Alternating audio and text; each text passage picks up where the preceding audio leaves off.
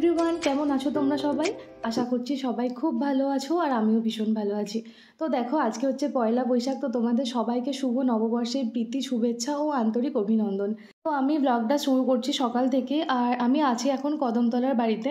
আগের দিন তো আমি এসেছিলাম, তোমরা জানোই, একটা কারণে। আর মায়েরা আজকে সকালবেলা এসে গেছে। এরপর হচ্ছে কিছুক্ষণের মধ্যে আমি বেরিয়ে যাব, কারণ কি আমি বাড়িতে বলেই রেখেছিলাম যে পয়লা বৈশাখের দিন সকালবেলায় আমি বাড়ি চলে আসবো।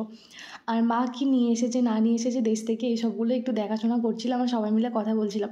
মায়ের সাথে সেভাবে দেখাই হয়নি, সকালটুকুই দেখা হলো, গল্প হলো একটু, এই জন্য। আর দেখো, এটা হচ্ছে কি আমাদের গাছের এঁচোড়। মা দেশের বাড়িতে গিয়েছিল, তো ওখান থেকে নিয়ে এসেছে। এরপর বেশ কিছুদিন আর দেশের বাড়িতে যাবে না, এই জন্য তো হয়েছে, নিয়ে চলে এসেছে। আর দেখো, রিপনদের গাছে কিছু ডাঁটা হয়েছিল, ওখান থেকে কিছু দিয়েছে, মা নিয়ে এসেছে। আরও সব কিছু নিয়ে এসেছে, চাষের সব জিনিসপত্র। এগুলো দেখতেও ভীষণ ভালো লাগে একদম। তো এখানে তো বহুদিন মানে হয়ে গেছে কি কিনে কেটেই সব খাওয়া হয়। আমরা যখন দেশে ছিলাম সব কিছু গাছের টাটকা জিনিস খেতাম, সেই দিনগুলো খুব মিস করি এখন। তো যাই হোক, কি আর করা যাবে। আর দেখো, এখানে হচ্ছে কি আমাদের ফ্ল্যাটের নিচে এক মামার দোকান আছে, সেই দোকানে পুজো হয়েছে পয়লা বৈশাখ উপলক্ষে। তো আমাদেরকে মিষ্টি দিয়ে গেছে। আর একটা হচ্ছে আমাদের জন্য পাঠিয়েছে, আর একটা হচ্ছে মায়েদের জন্য দিয়েছে। পয়লা বৈশাখটা সত্যিই আমার কাছে একটা ভীষণই স্পেশাল। যখন মানে গ্রামের বাড়িতে থাকতাম তখন হচ্ছে কি সকাল সকাল উঠে স্নান টান করে আমাদের নারায়ণঘর ছিল, সেখানে গিয়ে ওই জল দিয়ে আসা, যেরকম হয় আর কি, তুলসী মঞ্চ আছে, সেখানে গিয়ে জল টল দিয়ে আসা, ফুল দিয়ে আসা, পুজো হয়, ওখানে গিয়ে একটু বসা, এরকমভাবেই সকালটা কাটে। তারপর তো সারাদিন দোকান পুজো, এই যে ব্যাপারটা, এটা তো রয়েইছে। তো আর নতুন জামার মানে একটা তো ব্যাপার থাকেই, এটা পয়লা বৈশাখে একটা নতুন জামা হবে, সেটা পরবো। সকালে স্নান টান করে বেশ সুন্দর কাটতো গো, সত্যি ভীষণ মিস করি, ভীষণ মিস করি। আর দেখো, এদিকে মা হচ্ছে দেশের বাড়ি থেকে আমাদের গাছের ফুল নিয়ে এসেছে এখানে পুজো করবে বলে। আর তো তোমরা দেখলেই রিপনদের চাষের আলু দিয়েছে, সব কিছু নিয়ে এসেছে। আর এখানে দেখো মা লঙ্কা গাছ বসিয়েছে, সেটা আমাকে দেখাচ্ছে। কি সুন্দর ছোট্ট ছোট্ট চারা বেরিয়েছে। আর মা এরকমভাবে না নানা রকমের গাছপালা বসানোর খুব শখ। একটু কোথাও লাউ গাছ, কুমড়ো গাছ, লঙ্কা গাছ, এসব খুব ভালোবাসে বসাতে। আর এই যে দেখো, একটা জালি নিয়ে এসেছে। এই জালিগুলো ছাড়া সত্যি বলছি, আমরা অনেক বছর হয়ে গেল হাওড়ায় এসে গেছি, কিন্তু এই জালি ছাড়া আমাদের যেন ঠিকঠাক হয় না। আমিও এখনও পর্যন্ত ইউপিতে আছি, ইউপিতেও আমি সব নিয়ে এসেছি। আর এটা দেখো, আমার ছোটো মামাদের কারখানায় পুজো হয়েছে, সেই মানে সেই হিসেবে দিয়ে গেছে আমাদেরকে। তো সেটাই মাকে দেখাচ্ছিলাম, মা তখন ছিল না, মাইমা এসে দিয়ে গিয়েছিল। তো মা আসার পর মাকে দেখাচ্ছিলাম এগুলো, যে মানে সবাই মিষ্টি দিয়ে যাচ্ছে আর যাচ্ছে, পয়লা বৈশাখে যেরকম হয় আর কি, সেরকমটাই। বেশ ভালো লাগছিল। আর এদিকে দেখো, অনেকটাই দেরি হয়ে গেছে, আমিও আস্তে আস্তে রেডি হব। আর এদিকে দেখি কি বড় পিসমশাই মাকে ফোন করে শুভ নববর্ষ জানাচ্ছে।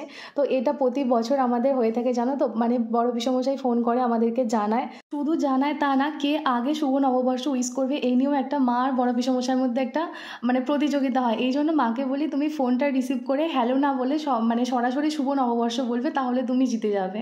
এরকম আর কি, এই করে মজা হয়, আনন্দে বেশ কাটে সকালটা। আর এই যে দেখো, ঠাম্মাকে খেতে দেওয়া হয়েছে, ঠাম্মা এখন যাবে ডায়ালিসিস দিতে। তো এই জন্য, আর আমিও তো বেরিয়ে আসবো, এই জন্য মা সব কিছু দেখাচ্ছিল। এইটা হচ্ছে গিয়ে আমার একটা পিসির ছেলের বিয়ে আছে সামনের সপ্তাহে। তো তো দাদার জন্য এই শার্টটা নিয়েছে, আর বৌদির জন্য একটা ঘড়ি নিয়েছে। ঘড়িটা আমাকে মানে দেখালো, আমি আর ভিডিও করার সময় পেলাম না, সেই সময়টা খুব তাড়াহুড়োতে ছিলাম। আর এই যে এই শাড়িটা হচ্ছে আমার কিছুদিন আগে আমার দিদির বিয়ে ছিল, তোমরা জানো। সেই দিদির বিয়েতে মাকে প্রণামী হিসেবে দিয়েছে দিদির শ্বশুরবাড়ি থেকে। ভীষণ সুন্দর কালারটা হয়েছে, ভীষণ সুন্দর দেখে, খুব পছন্দ হলো। মাকে ওটাই বলছিলাম, খুব সুন্দর দেখতে। আর দেখো, বাপি এসেছে আবার, ক্যালেন্ডার নিয়ে এসেছে, মানে কেউ হয়তো দিয়েছে ক্যালেন্ডার, তো সেটা নিয়ে এসেছে, দুটো নিয়ে এসেছে, একটা আমাদের জন্য আর একটা মায়েদের জন্য।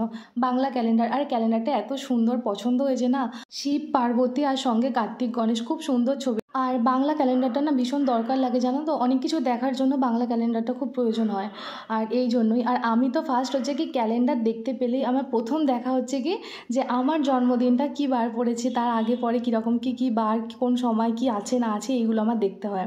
মানে ক্যালেন্ডার হাতে পাওয়া মানে আমি জন্মদিন খুঁজি। এই যে দেখো, এখনও শুরু করে দিয়েছি।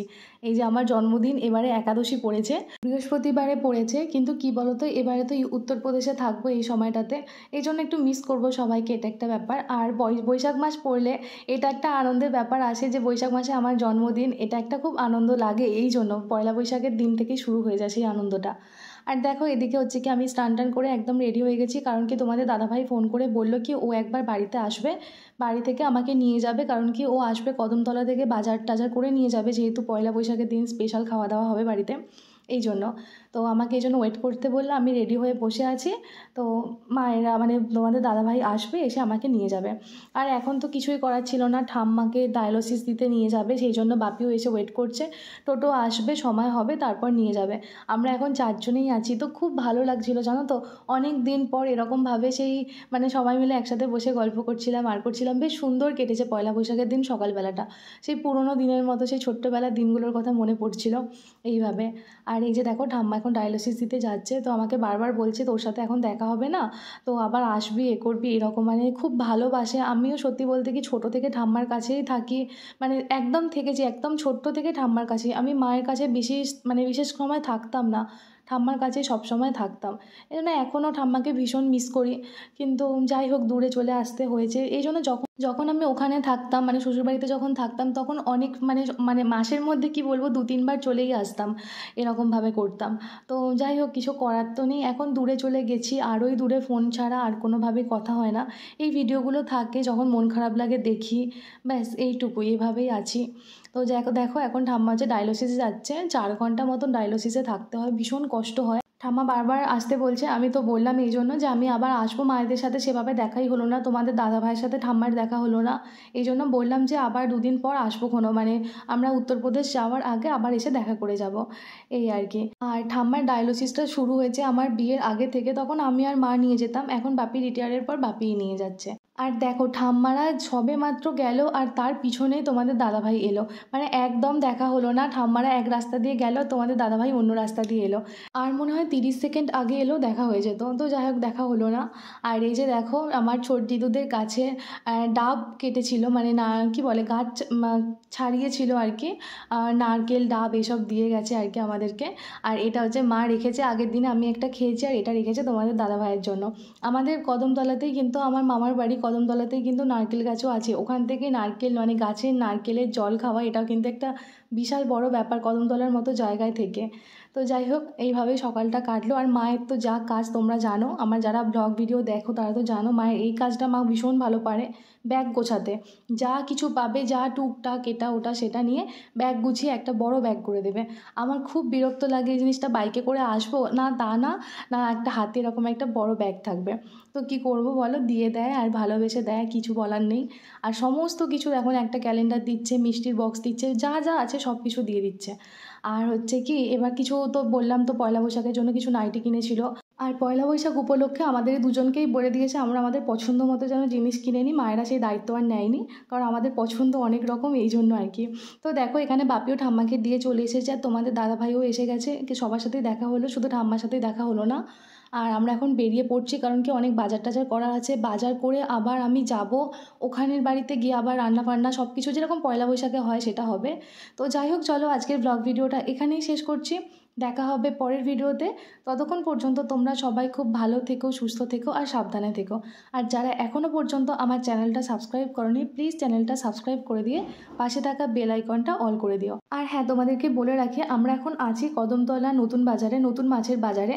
এখানে প্রচুর রকমের মাছ পাওয়া যায়। তো দেখো আজকে আমাদের মাছের নেওয়া হচ্ছে তোপসে ফ্রাই হবে, এই জন্য তোপসে মাছ, চিংড়ি মাছ, আর হচ্ছে নিয়েছে ভেটকি মাছ, এইগুলো আর মটন, এই কটা জিনিস নেওয়া হয়েছে আমাদের। যেহেতু মানে পয়লা বৈশাখ, বাড়িতে তো বুঝতেই পারছো অনেক দিন পর আমরা এমনিতেই গেছি, পয়লা বৈশাখ উপলক্ষে একটু তো মানে খাওয়া দাওয়া হয়, সব বাঙালির বাড়িতেই এটা হয়ে থাকে। পয়লা বৈশাখের সকালটা তো এরকম কাটলো, আর সারা দিনটা কীরকম কাটলো শেয়ার করব পরের ব্লগে।